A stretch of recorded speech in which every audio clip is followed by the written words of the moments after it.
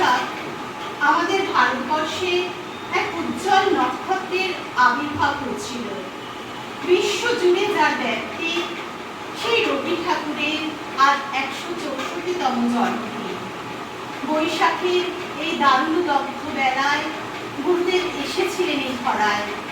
সেদিনের সেই বৈশাখী বেলা আজকের দিনের মতো এত উত্তপ্ত হয়তো ছিল না।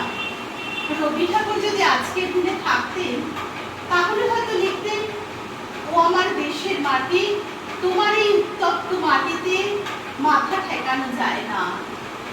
যাই হোক, কবিগুরুর জন্মদিন বলে কথা, একটু মজা করেই শুরু করতাম। কবিগুরু তো খুব রসিক মানুষ ছিলেন। তার সাহিত্যে, কবিতায় সবকিছুতেই আমরা তার রসবোধের পরিচয় পাই।